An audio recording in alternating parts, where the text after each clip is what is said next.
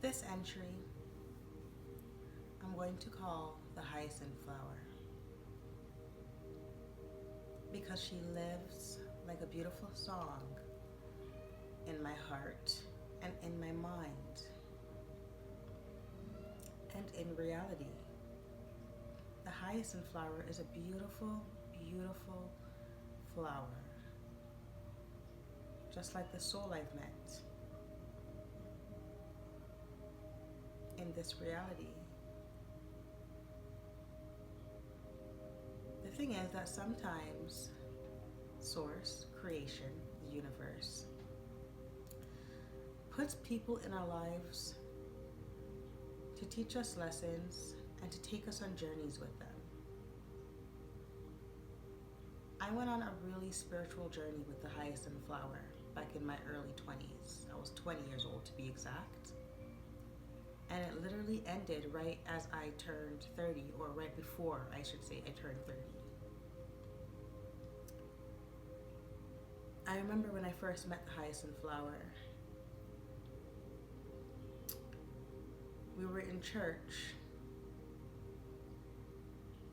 I, being a young, delicate petal, I was a delicate flower, I joined the church and I was really, really naive.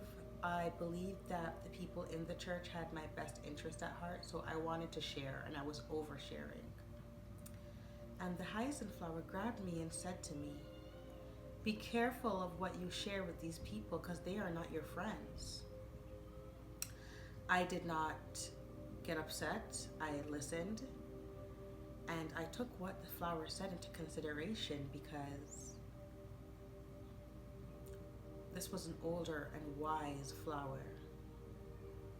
And the information I got behind why she said what she said, it made sense. So I accepted the information from this flower.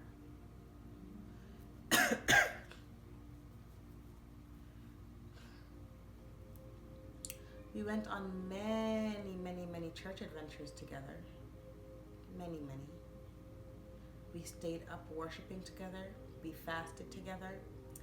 I remember there were times we went to the church and it was just me and the flower.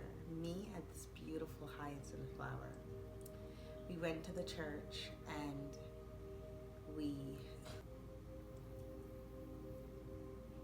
just sat up all night praying and worshiping and fasting. And I thought that that was absolutely amazing. It was such an amazing experience. It was definitely something that I wanted to do again, but we just didn't get around to it. Plus, the other members started, I guess they thought it was weird that we wanted to stay up and fast and pray all night. But we would do it regardless. Even though we weren't at the church, we would stay on the phone and pray for hours, fast for hours. You know what I mean? That's why the hyacinth flower is so dear to me. Because it was the drive, it was the search for God. We would literally sit on the phone for hours and just search for God, you know? We would talk for hours, exchange stories for hours. Sometimes we would even be on the phone for 8 hours. I'm not even joking. Just searching for God, together. I remember we had conversations and the hyacinth flower was like, something is off. Something is off with the Bible. Something is off. But we just couldn't put our finger on it. And I remember the hyacinth flower breaking down in tears, crying because she said, Jesus has to be real. Jesus has to be real. I wouldn't know what to believe, if Jesus wasn't real. I've been here praying all this time. I remember this. But because something was just, she could just put her finger on it. Something was just so wrong. But we just couldn't put our finger on exactly what was wrong. We just knew something was wrong.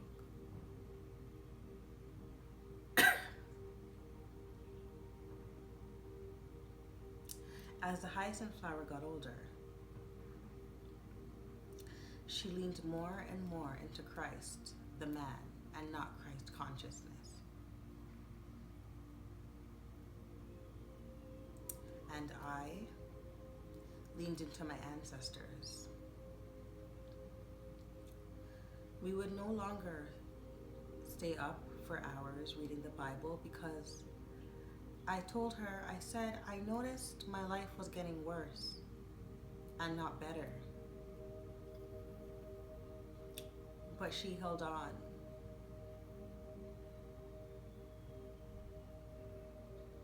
She held on. I still spoke to the Hyacinth Flower. We still conversed. She would still send me Bible verses and wish me love.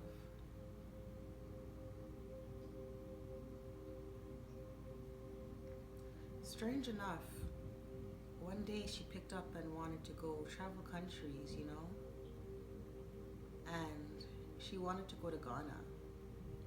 I don't know anybody in Ghana, but she's an older flower, like in her 70s.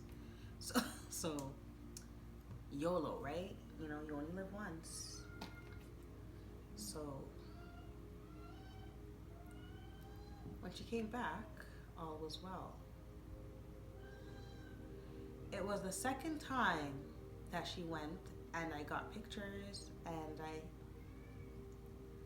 now, I don't know if this was me using my intuition, because this was before I had completely woken up. If I'm not sure, and I don't even have the pictures now to go back and look.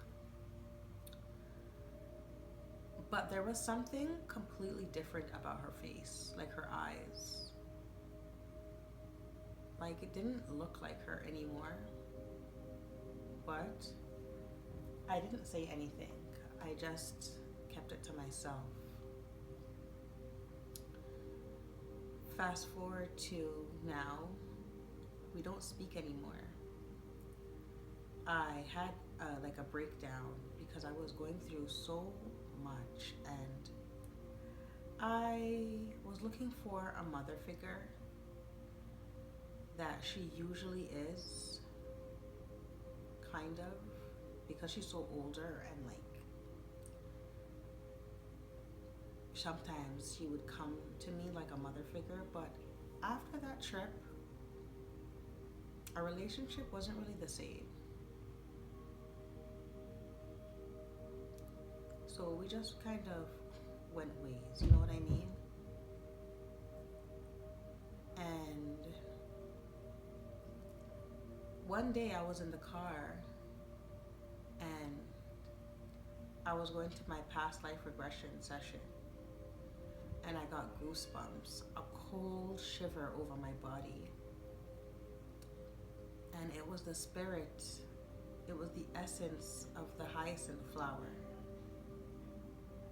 The hyacinth flower said, I'm gone. I died of a heart attack.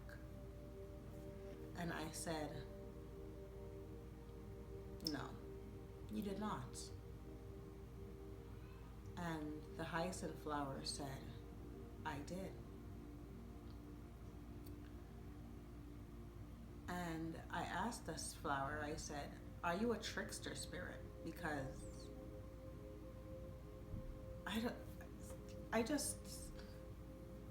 something in my heart or in my mind was just saying no. Not that I wanted to be in denial or anything, but it's just like I just had this underlying feeling that like this was a trickster, like something was trying to trick me, like mess with my intuition, right? So I went to the session, and this is when I found out like I was actually like psychic and like a medium, right? Because I before we started our session, I asked the lady, I was like, something came to me and I had like cold goosebumps and told me that my friend passed. And she was asking me about it, and she's like, that sounds like they're your friend. And I was like, And then we were like doing some exercises, and she's like, tell me, she asked me questions about her house. And she's like, can you tell me? And I, for some reason, was able to tell her. I don't know how it worked. It was just, she just asked me, like, is something going on with my house? And I just guessed, and I was correct a few times. Coincidentally, even about her uncle. But yeah. And brother. Yeah, that's how I found out about everything, right? That same day. But it was a lot of information.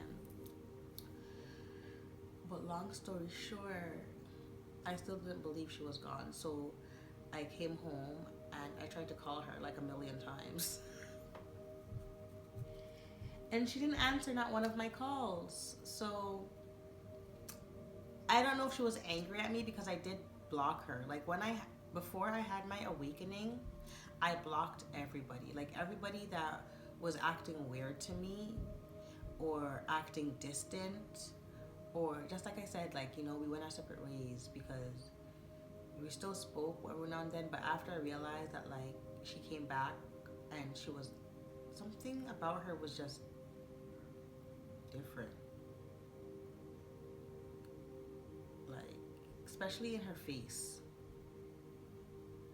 But yeah, I just had this urge to block her, block everybody, especially because the things I was experiencing on my journey, she started to tell me like otherwise. Like, you know what I mean? Like, she would try to say, like, you know, don't, like, literally, this is something that she'd actually said to me that it had me thinking, and then I convinced myself that she was like an op in my head. Like, I was like, no, like, this is, because she was telling me that I shouldn't block my mother and I should let her keep abusing me, and, you know, because she's my mom, you know what I mean, and me blocking her is like basically letting her win, and that's not true.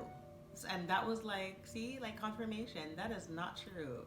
So I was like, no. So that's why I ended up blocking her, to be honest. Like, that's literally, it kept replaying in my head. Like, and then I even tried to send her voice notes telling her, like, a few, like, months after, like, why I did that. You know what I mean? Like, I was like, I blocked you because, you know, you can't say these things to people. You know, you have to know the right things to say at the right times, and, like, when people are going through their mental breakdowns and their stuff, and you can't tell people what they should keep putting up with. Like, I was literally going through a lot. Like, I didn't know what I was going through at the time, right? Which is what I wish I could tell her now, right?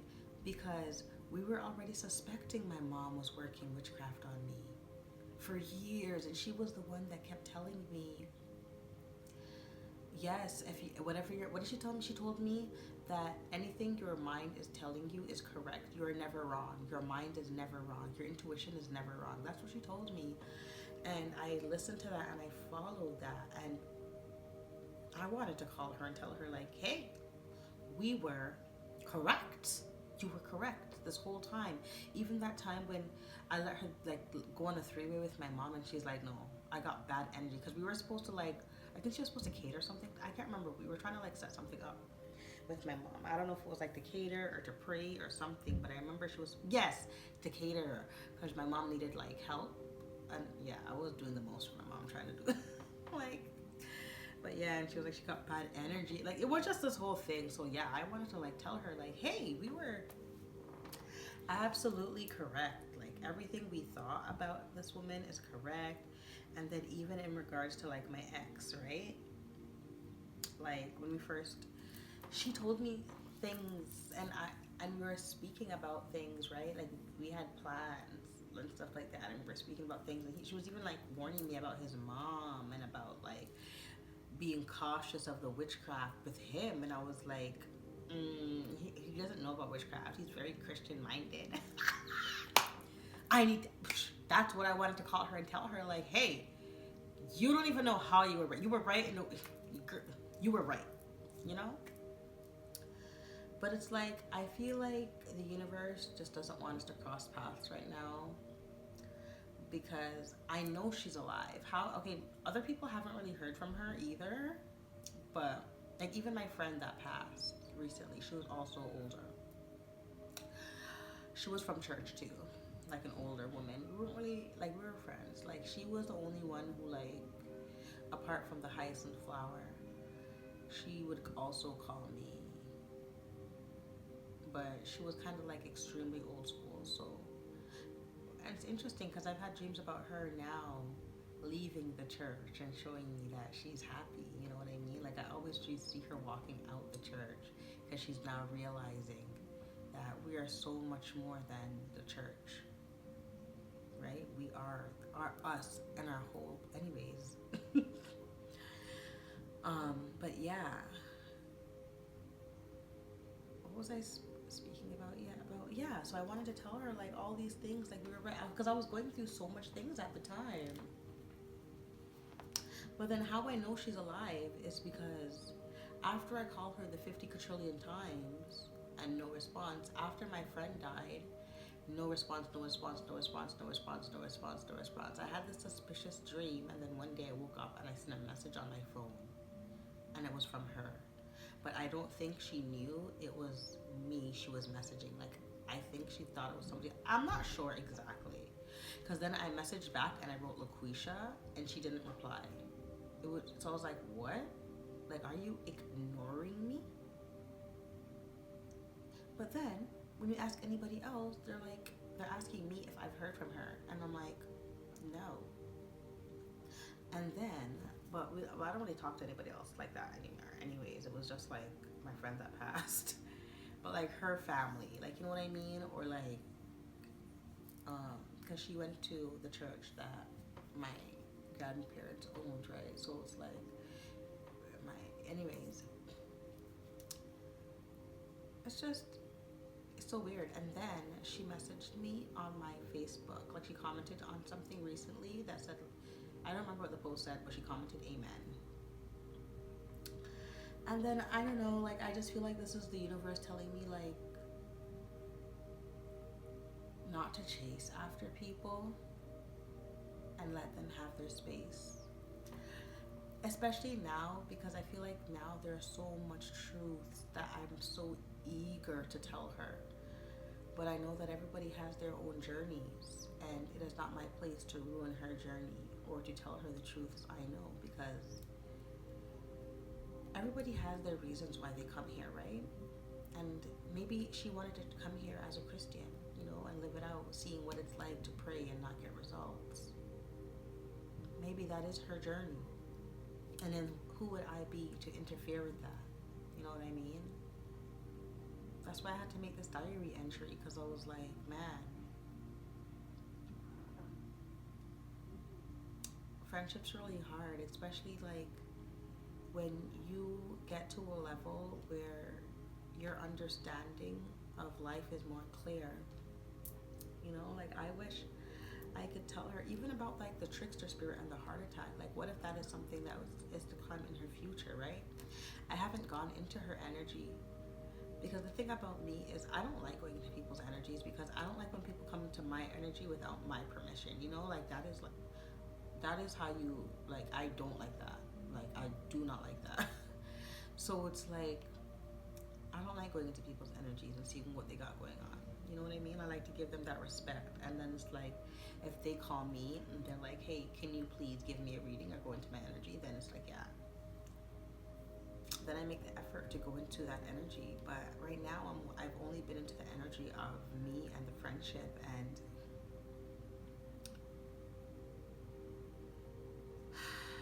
I just feel like the universe is telling me that I need to stay away and give her distance so she can blossom and she can continue to bloom.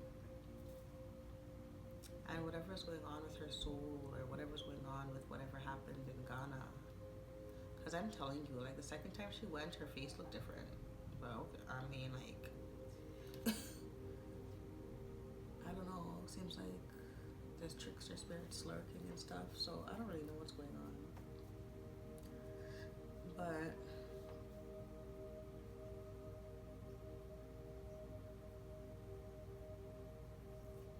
I just wanted to make this diary entry about the beautiful hyacinth flower, because the hyacinth flower is a flower that I'll never, never, ever, ever, ever forget. the hyacinth. The hyacinth flower is a mom. A mom that, I mean, while she may not want to take the place of your mother, like literally, or she's still mom-like and will cook for you and console you and comfort you. And I think that she is the closest, or I know for sure she's the closest person I've had to a mom in this lifetime. And she means a lot to me, like a lot, you know. And I think that's why the urge for me to just share all the information I have with her is so strong, because like the care, you know, the love is there. And because I firsthand witnessed how badly she prays, how badly she wants change, and I want that change for her so badly.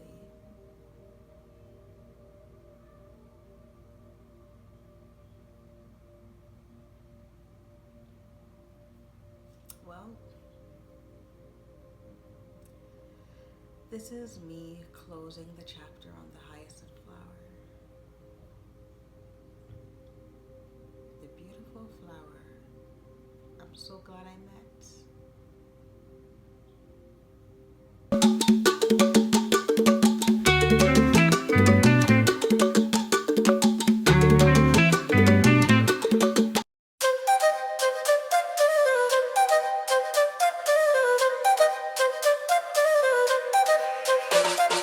In the forest deep and green, fairies dance like shadows seen.